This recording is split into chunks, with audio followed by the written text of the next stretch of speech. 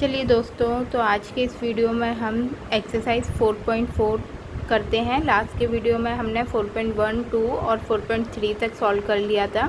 अब इस वीडियो में हम एक्सरसाइज 4.4 करते हैं। ये इस चैप्टर की लास्ट एक्सरसाइज है और इसमें 2 ही क्वेश्चन दिए गए हैं, उनको बारी बारी से सॉल्व करते हैं। तो पहला क्वेश्चन है, उसमें क्या पूछा गया है चलिए देखते हैं।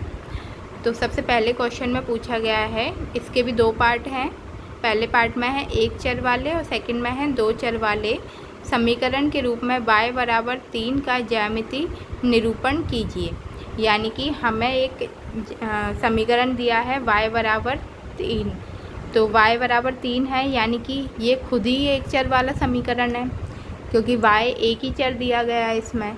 तो इसमें पूछा गया है कि इस समीकरण को ज्यामिति निरूपण कीजिए, यानी कि ग्राफ पेपर पे हमें बताना है और फिर उसका ज्यामिति निरूपण करके दिखाना है, दोनों फर्स्ट और सेकंड क्वेश्चन को, दोनों को साथ में भी।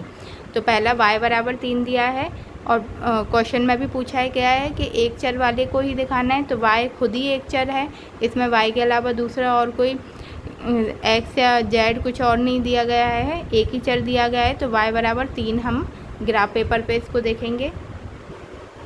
तो देखिए, ये इसमें हमें निरूपण करना है y बराबर 3 का। तो मैंने सिर्फ y एक्सिस इसीलिए लिया है क्योंकि इसमें x तो दिया ही नहीं गया है, इसमें एक ही चर है, y के ही कोऑर्डिनेट दिए गए हैं, तो x इसमें ऑटोमेटिकली 0 होगा और y बराबर 3 कहाँ पर है, यहाँ पर। तो हमारा जो पॉइंट बन जाएगा वो y बराबर 3 इधर आ जाएगा। इस प्रकार से हम इसको दिखा देंगे कि y बराबर 3 हमारा ये पहला इसका पार्ट हो गया। अब देखते हैं इसका सेकंड पार्ट क्या। अब सेकंड में बोला है 2 चर वाले, तो y बराबर 3 एक ही चर दिया गया है, तो अगर मैं इसमें 0x का मल्टीप्लाई कर दूँगी, 0x को प्लस कर दूँगी और ये हो गया y बराबर 3, तो क्या कोई फ़र्क पड़ेगा? नहीं, क्योंकि 0x का कोई भी नंबर ले लेंगे, उसको 0 के साथ मल्टीप्लाई करेंगे तो वो y बराबर 3 ही आएगा। तो इसलिए हमने 0x इसमें ऐड कर दिया। अब इसकी सारणी बना लेते हैं।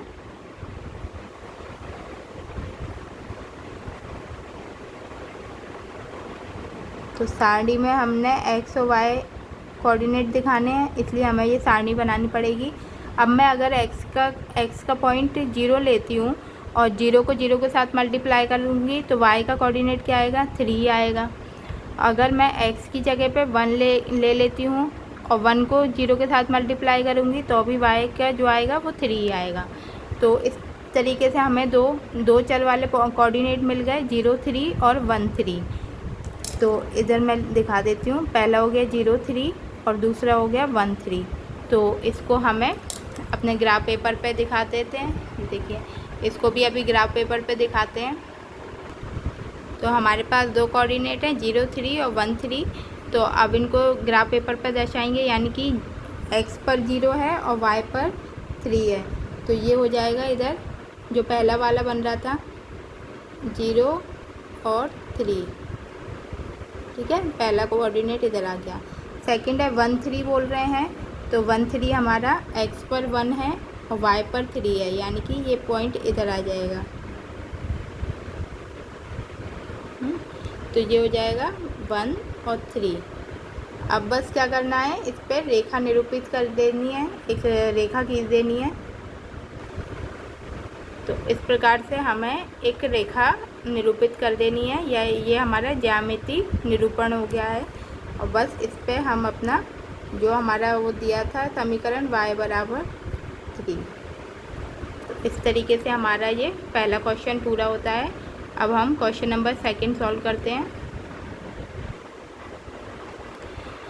तो जो क्वेश्चन नंबर सेकंड है एक्सरसाइज 4.4 का, तो इसमें हमसे पूछा गया है, क्वेश्चन देख लेते हैं कि एक चर वाले और 2 चर वाले समीकरण के रूप में 2x + 9 बराबर 0 का ज्यामिति निरूपण कीजिए। सेम पहले वाले क्वेश्चन जैसा ही है, बस इसमें इक्वेशन x के फॉर्म में दे दी है। तो हमें दिया है 2x + 9, तो इसका एक चर निकालना है। एक चर के फॉर्म में हम कैसे लिखेंगे, 2x बराबर -9 इधर हो जाएगा, 9 को इधर ले गए। अब x बराबर -9/2 और ये हो जाएगा -4.5। तो x का वैल्यू आ गई माइनस का 4.5। तो इसको हम समीकरण के रूप में बना लेते हैं। तो x का हमने ये एक समीकरण ले लिया, सॉरी एक अक्ष बना लिया, x अक्ष है। अब इसमें बोल रहे हैं x पर क्या है, माइनस का 4.5। तो माइनस का ये है और 4.5 कहाँ पर आएगा, इधर। तो ये हमारे कोऑर्डिनेट हो जाएंगे, x बराबर माइनस का 4.5। ठीक है। अब इसका आगे का सेकंड पार्ट देखते हैं। अब बोल रहे हैं दो चर वाले, तो दो चर वाले में भी क्या है, चर तो हमें एक ही दिया है। अगर इसमें हम पिछले क्वेश्चन की तरह शून्य y ऐड कर लें तो कोई फ़र्क पड़ेगा क्या, इसमें शून्य y को ऐड कर लें तो कोई फ़र्क पड़ेगा नहीं, कोई फ़र्क नहीं पड़ रहा। तो ये इस प्रकार से हो गया। अब इसके लिए भी हम सारणी बना लेंगे।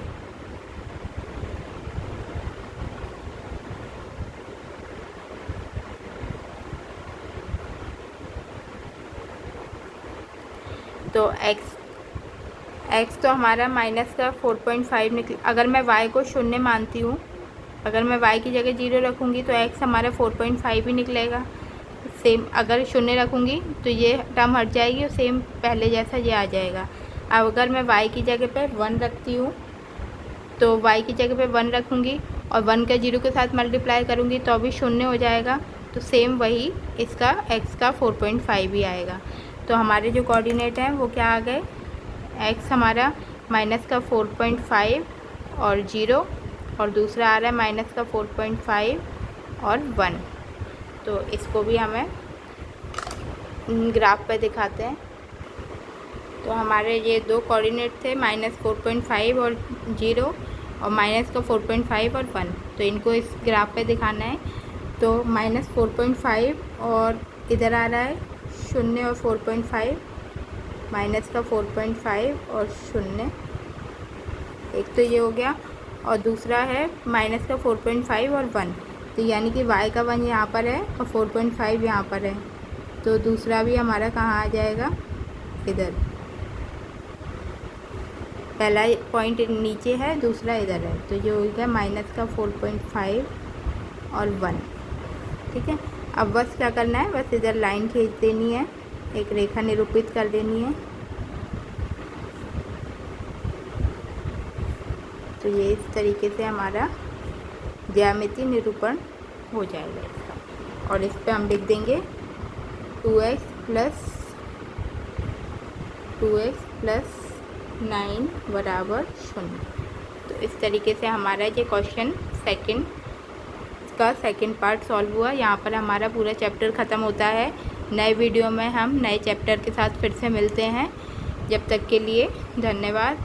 आप अपना ध्यान रखिए। अगर वीडियो अच्छा लग रहा है तो इसको ज़्यादा से ज़्यादा शेयर करें, सब्सक्राइब कर सकते हैं। Thank you so much.